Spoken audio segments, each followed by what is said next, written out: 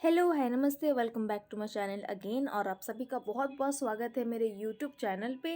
And आज हम start करने जा रहे हैं एक नई प्लेलिस्ट जो कि है साइकोलॉजिकल टेस्टिंग। साइकोलॉजिकल टेस्टिंग से काफ़ी बच्चे डरते हैं, आई नो, रिसर्च डिज़ाइन से भी एंड रिसर्च मेथडोलॉजी से भी। लेकिन इसको एक बार पढ़ लेंगे, उससे पहले समझ लेंगे तो ये इजीली लर्न हो जाता है और बच्चों के अच्छे मार्क्स भी आ जाते हैं। सो बिना डर के साथ स्टार्ट करते हैं मज़ा आने वाले वीडियो में, क्योंकि इंट्रोडक्शन वीडियो है। इसमें हम हिस्ट्री जानेंगे, टाइप्स जानेंगे, रिलायबिलिटी क्या होती है, वैलिडिटी क्या होती है, अच्छे से डीप में देखेंगे। इस प्लेलिस्ट में हम नॉर्म्स के बारे में देखेंगे एंड काफ़ी सारी अदर चीज़ों के बारे में भी हम पढ़ेंगे। फ्रांसिस गैल्टन आए, उनके बारे में पढ़ेंगे, कैटल के बारे में पढ़ेंगे, हम एल्फ्रेड बिनेट के बारे में पढ़ेंगे, राइट। टेस्ट कंस्ट्रक्शन, टेस्ट बनता कैसे, वो पूरा स्टेप प्रोसेस बाय प्रोसेस देखेंगे, स्टेप बाय स्टेप। तो विदाउट एनी फर्दर डिले चलिए स्टार्ट करते हैं आज का वीडियो और देखते हैं कि साइकोलॉजिकल टेस्ट, एक टेस्ट होता क्या है। A psychological test is essentially an objective and standardized measure of sample of a behavior। एक साइकोलॉजिकल टेस्ट जो होता है वो एक ऑब्जेक्टिव एंड स्टैंडर्डाइज मेजर होता है of a sample of behaviour. ये कहा है एनेस्तासी ने इन 1988। वहीं टीएल कैली ने क्या कहा है 1939 की जो एक टेस्ट होता है वो एक स्टैंडर्डाइज एंड ऑब्जेक्टिव मेजर होता है एक सैम्पल ऑफ बिहेवियर का। इसका मतलब एक पॉपुलेशन है, उस पर हम जितने भी लोग हैं उनका हम बिहेवियर स्टडी कर रहे हैं in a standardize and objective way and standardize and objective measure के रूप में। उस चीज़ को क्या कहते हैं, टेस्ट कहते हैं, राइट। कैरेक्टरिस्टिक देखें या अगर हम कहें कि एक गुड साइकोलॉजिकल टेस्ट, एक अच्छा टेस्ट में क्या क्या खूबियाँ होनी चाहिए, क्या क्वालिटीज़ होनी चाहिए, तो क्या होना चाहिए। पहला है स्टैंडर्डाइजेशन, ठीक है, वो स्टैंडर्डाइज होना चाहिए वो टेस्ट, यानी कि एडमिनिस्ट्रेड अंडर यूनिफॉर्म कंडीशंस के अंदर ही वो कंडक्ट करा जाना चाहिए, एडमिनिस्ट्रेट होना चाहिए। रिलायबिलिटी यानी कि रिलायबल होना चाहिए। अगर मैं आज एक टेस्ट करूं और अगर मेरा डिप्रेशन सही आ रहा है या उतना ही जो मेज़र वो करना चाहता है वो आ रहा है, वही बार बार सेम, एक हफ्ते बाद भी वही रिजल्ट आए, 2 हफ्ते बाद भी सेम रिजल्ट आए, so produces consistent results over time and across raters. Third one is valid, test valid होना चाहिए। वैलिड यानी कि अगर मेरा कोई डिप्रेशन का टेस्ट है या एनजाइटी का टेस्ट है तो उस टेस्ट में एनजाइटी ही मेज़र होनी चाहिए। It measures what it's claim to be measure. Fourth one is objectivity होनी चाहिए, यानी कि कोई बायसेस, कोई सब्जेक्टिवनेस नहीं होनी चाहिए। And fifth and last one is norm, norm को फॉलो करना चाहिए। इसका मतलब जो स्कोर्स आए उसको कंपेयर करेंगे हम एक नॉर्मेटिव सैंपल से एंड उसका फिर हम इंटरप्रिटेशन देखेंगे। अब टाइप्स ऑफ टेस्ट देखते हैं, ठीक है। फॉर एग्जांपल इंटेलिजेंट टेस्ट होते हैं, पर्सनालिटी टेस्ट होते हैं जैसे MMPI, बिग 5 इन्वेंटरी, ओशन वाला। एप्टीट्यूड टेस्ट होते हैं, ठीक है, जो एग्जाम्स में यूज़ होते हैं, set, GRE।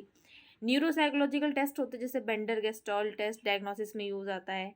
And achievement test जैसे कि स्कूल एग्जाम्स जो हमारे होते हैं वो अचीवमेंट टेस्ट में माना जाएगा। एंड इंटेलिजेंट टेस्ट स्टैंडर्ड बिने हो गया, ठीक है, वेस हो गया। अब साइकोलॉजिकल टेस्ट क्या है देख लिया, क्या उसकी अच्छी कैरेक्टरिस्टिक है और टाइप्स भी देख ली। अब इसका यूज़ क्या कर रहा है, हम ये कर क्यों रहे, यूज़ क्या है इसका। पहला, क्लिनिकल सेटिंग में बहुत यूज़ है। कैसे, हम क्लिनिकल सेटिंग में कोई पेशेंट आया, हम उसके ऊपर टेस्ट लगाएंगे जिससे हमें उसकी मेंटल कंडीशन पता चलेगी, ठीक है, उसी से हम उसका ट्रीटमेंट प्लान कर पाएंगे and monitor progresses in the therapy. So diagnosis mental health disorders, plan treatment planning, ठीक है, plan treatment strategies, monitor progress in therapy। Second one is educational settings. Educational setting में कैसे, हम किसी बच्चे पे टेस्ट लगाएंगे, देखेंगे भाई उसका IQ क्या है, या उसको कोई पढ़ने में दिक्कत तो नहीं है, लर्निंग डिसेबिलिटी तो नहीं उसमें कहीं दिख रही है, या ये इतना अच्छा 6 क्लास का बच्चा 11th क्लास की मैथ्स कैसे सॉल्व कर रहा है, गिफ्टेडनेस है क्या इसमें। Guide educational planning. Third one is occupational and industrial settings. ये करियर काउंसलिंग में बेसिकली यूज़ होता है, जॉब रिलेटेड होता है। रिसर्च में study psychological construct and validate theories and model, जो हम कर रहे हैं, ठीक है, जो पढ़ रहे हैं। Fifth one is legal and forensic settings. ये क्रिमिनल डिसीजंस लेने में हेल्प करता है, कस्टडी में हेल्प करता है, competency evaluation and risk assessment में ये यूज़ होता है। अब हम थोड़ा सा डिटेल में देख लेते हैं जो भी हमने टाइप्स पढ़े थे। पहला था इंटेलिजेंट टेस्ट। ये एक इंसान के जनरल मेंटल एबिलिटी को मेज़र करने के लिए, असेस करने के लिए हम करते हैं, दिखाता है, ठीक है। For example Wechsler's adult intelligent test, वही इसमें चिल्ड्रंस वाला भी है। सुनो सुनो ढंग से, ठीक है। ये यहाँ पे जो मैं वीडियो में पढ़ाती हूँ वो यहीं का यहीं याद हो जाना चाहिए। मेरे क्लासेस का यही मतलब होता है, शॉर्ट नोट्स बनाती हूँ, यहाँ देखो यही याद हो जाए, आपको बार बार खोल के बार बार देखना ना पड़े कि अच्छा ये बताया था, ये वो बताया था, राइट। सो ढंग से सुनो। पहला है, क्या बताया मैंने, इंटेलिजेंस टेस्ट किस चीज़ में यूज़ होता है, to assess an individuals general mental ability और आईक्यू को समझने के लिए, ठीक है, उसको समझने के लिए, आईक्यू को। वेशलर्स एडल्ट इंटेलिजेंट स्केल, स्टैंडर्ड, ठीक है, Stanford beneath intelligent scales and western intelligence. वैसे तो ये बहुत सारे स्किल्स होते हैं, पर यहाँ पे मैंने 3 एग्जांपल दिए जो कि बहुत फेमस है, WAIS एंड WISC, जो कि चिल्ड्रन के लिए होता है। अच्छा, क्या होता है, क्या निकलता है इससे, वर्बल रीजनिंग हमें पता चलती है बच्चे की। हमें उस इंडिविजुअल की special processing, visual special processing समझ में आती है। Mathematical abilities, working memory and processing speed, हम इसको देख पाते हैं। सेकेंड होता है पर्सनैलिटी टेस्ट, कि इंसान का बिहेवियर का पैटर्न समझ में आता है, अगर हमें उसका कैरेक्टरिस्टिक्स देखना है एंड पर्सनैलिटी ट्रेट्स देखनी है तो हम उसके ऊपर क्या लगाएंगे, हम क्या यूज़ करेंगे, पर्सनैलिटी टेस्ट। अब ये भी ना कुछ बहुत सारे टाइप्स के होती हैं, यहाँ पे मैंने 2-3 टाइप्स लिखे हैं, एक्सप्लेन किए हैं। पहला है ऑब्जेक्टिव टेस्ट, ये स्टैंडर्डाइज और स्ट्रक्चर्ड होता है, जैसे MMPI 2, NEO-PI, है ना। वहीं कुछ होते हैं प्रोजेक्टिव टेस्ट, जो कि एम्बिगुअस स्टिमुलाई इंटरप्रेट करते हैं बाई सब्जेक्ट। कुछ अजीबोगरीब चित्र, मैं कहूँगी, हाँ, कुछ चित्र या धब्बे टाइप्स कुछ होते हैं, ठीक है, उसको देख के हमें स्टोरी बनानी होती है या उसके बारे में बताना होता है कि आपको क्या दिख रहा है। और TAT में यानी थीमेटिक एप्रिसिएशन टेस्ट में स्टोरी बनानी होती है उसके लिए, जिससे हमें क्या पता चलता है, उसका अनकॉन्शियस माइंड पता चलता है। किस चीज़ के यूज़ आता है ये, diagnosis of any personality disorder अगर उसको है तो, करियर गाइडेंस में बहुत यूज़ आता है, SSB के एग्ज़ाम में तो टैट यूज़ भी होता है इंटरव्यू में। Understanding personal motivations and conflicts. Third one is neuropsychological test, ये कॉग्निटिव फंक्शनिंग को समझने के लिए यूज़ होता है कि भाई अगर कोई आपको इंजरी हो गई, आपको कोई कंडीशन हो गई लाइक डिमेंशिया, अल्जाइमर, तो क्या प्रभाव पड़ेगा इंसान के एबिलिटीज़ पे, मेंटल फंक्शनिंग पे, क्या कॉग्निटिव फंक्शनिंग पे असर पड़ेगा। For example Wisconsin card sorting test होता है, बेंडर गेस्टाल्ट वाला जो मैंने बताया, एंड रे ऑस्ट्रिच कॉम्प्लेक्स फिगर टेस्ट। ये क्या मेजर करता है, अटेंशन देखता है। देखिए जितने भी कॉग्निटिव फंक्शनिंग होती है ना, memory, speed, attention, concentration, executive function, higher order thinking and functioning, language and visual special skills भी ये दर्शाता है, इससे हम समझ सकते हैं, राइट। फिर आता है हमारा एक और टाइप का टेस्ट जो कि है अचीवमेंट टेस्ट। अचीवमेंट टेस्ट किस चीज़ में यूज़ होता है, एकेडमिक्स में। आपने कई बार देखा होगा कि स्कूल में जो नॉर्मल एग्ज़ाम्स होते हैं, सेमेस्टर तो खैर कॉलेज में हो गया, अगर हम देखें स्कूल में हमारा FA1 और SA1 होता था, ठीक है। Summative assessment and formative assessment, जो 3-3 महीने में एग्ज़ाम होते हैं, जो 6-6 महीने में एग्ज़ाम होते हैं। उसके अलावा भी बीच बीच में ना कुछ हम कह सकते हैं अलग अलग अचीवमेंट टेस्ट होते थे। फॉर एग्जांपल आपको अलग से कोई टेस्ट करने को दे दिया जाए, या ओलंपियाड्स होते थे, है ना, या कुछ अलग से किसी एबिलिटी को दर्शाने के लिए या उससे निकालने के लिए, अगर किसी बच्चे में कुछ स्पेशल है तो वो उस अचीवमेंट टेस्ट से पता चलता था।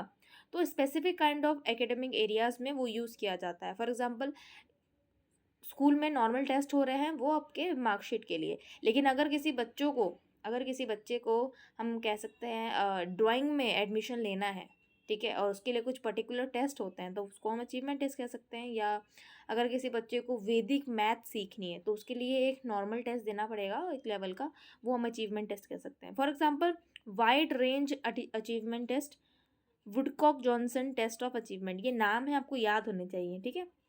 Wide wide range achievement test and Woodcock Johnson test of achievement. इसमें हम रीडिंग देखते हैं, बच्चे की राइटिंग एंड मैथमेटिक एबिलिटीज़ देखते हैं। ये एजुकेशनल सेटिंग्स में भी एजुकेशनल असेसमेंट में यूज़ होता है, और लर्निंग डिसेबिलिटी बच्चे को है या नहीं है उसको भी पता करने में हेल्प करता है। फिर आता है एप्टीट्यूड टेस्ट, जितने भी बड़े बड़े परफॉर्मेंस टेस्ट होते हैं, to assess the person's potential to learn or perform in specific areas predicting future performance, like differential aptitude test होता है, राइट, डीएटी, सैट होता है, जीआरई होता है, ये सारे एप्टीट्यूड बेस्ड ही हैं। ये सीधी सी बात है, जॉब प्लेसमेंट में यूज़ होता है, कॉलेजेस में के बाद जो एग्ज़ाम्स होता है, करियर में, वोकेशनल गाइडेंस में इसका यूज़ किया जाता है। अब ये सब जो है, जो हम अब पढ़ने जा रहे हैं, वोकेशनल टेस्ट, ये ऑर्गेनाइजेशन में हमारे ऑफिस में यूज़ होता है, ठीक है, या जॉब इंटरव्यूज़ में। Helps individual understand their career interest, strength and preferences. For example RIASEC जो है वो बच्चे का बताता है कोई भी 3 प्रोमिनेंट कैरेक्टरिस्टिक, कि भाई वो रियलिस्टिक टाइप का है, कि इन्वेस्टिगेटिव टाइप है, आर्टिस्टिक है, राइट, किस टाइप का है, जिससे उसको हेल्प मिलती है कि अच्छा मैं अपने करियर में ये फील्ड आगे चल के मैं अपने करियर फील्ड ये चूज़ कर सकता हूँ, क्योंकि मैं इन चीज़ में अच्छा हूँ, मेरे में ये ऑलरेडी एबिलिटीज़ है। For example strong interest inventory, SII and SDS and RIASEC, self directed search and RIASEC, जिसको हम राइजेक कहते हैं। करियर काउंसलिंग में यूज़ होता है, जॉब मैचिंग में यूज़ होता है। 7th one is attitude and interest test. ये पर्सन की feelings towards a particular object और सब्जेक्ट और एनी आइडिया देखने के लिए हम यूज़ करते हैं। इंटरेस्ट इन्वेंट्रीज हो गई, लिकर्ट स्केल क्वेश्चनर हो गया, ये social psychology, market research and counselling में यूज़ होता है। 8th one is emotional and behavioural test, assess emotional wellbeing and patterns of behaviour, ठीक है। बैक डिप्रेशन इन्वेंट्री बहुत फेमस है, ये बैक डिप्रेशन इन्वेंट्री, इसको यूज़ किया जाता है। चाइल्ड बिहेवियर चेकलिस्ट, ये बच्चों के लिए, इसका यूज़ क्यों किया जाता है, क्या पता करने के लिए, इमोशनल डिसऑर्डर्स है या नहीं उसको डायग्नोस करने के लिए। किसी में एंजाइटी निकल सकती है, किसी में डिप्रेशन निकल सकता है। And it helps in monitoring therapy outcomes. These involve interpreting ambiguous stimuli to uncover unconscious feelings and thoughts। ये तो मैंने बताया था प्रोजेक्टिव टेस्ट में, जो कि रोशार्क और टैट में मैंने बताया। क्यों यूज़ होता है भाई, why it is been used to bypass social disability bias and accept deeper unconscious processes।